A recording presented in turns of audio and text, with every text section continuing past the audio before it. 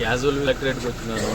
District administration ఈ జిల్లా వాసిగా మొదటిసారి కొత్త జిల్లాలో ఇంతవరకు ఎస్పీ ఆఫీస్ చూడకపోవడం తప్పైతుందని SP office other than that ఈ తిరుపతి లడ్డు విషయంలో మీరు వాస్తవంగా నేనైతే వెంకటేశ్వర స్వామి విషయంలో లడ్డూ ప్రసాదం విషయంలో రాజకీయాలు మాట్లాడదలుచుకోలేదు. కానీ ఏదైతే జరిగినటువంటి వ్యవహారంలో అయితే జగన్మోహన్ రెడ్డి గారిని కావచ్చు, ఆయన కంపెనీని కావచ్చు, చరిత్ర క్షమించదు, భావి తరాలు కూడా క్షమించవు.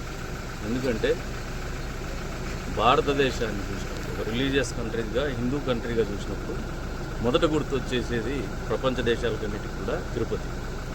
అక్కడ ఉన్నటువంటి నియమనిష్టల్ని మంటగలిపినటువంటి ఏ ప్రభుత్వమైనా కాలగర్భంలో గడిచిపోతారు, చరిత్రహీనుడుగా మిగిలిపోతారు.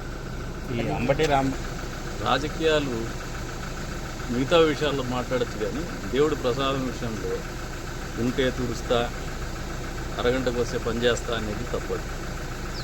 ఉంటే తుడుస్తా అనే దాంట్లో రాజకీయం, దాన్ని ఎవడు చెప్పలేడు.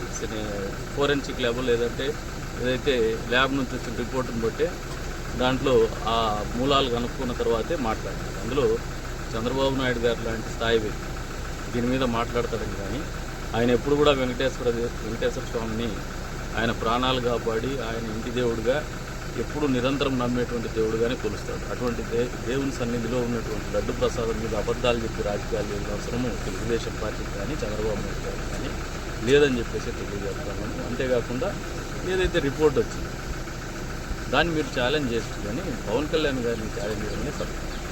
అది ఓకే సార్ కాదు, అందరూ ఉన్నారు దాంట్లో.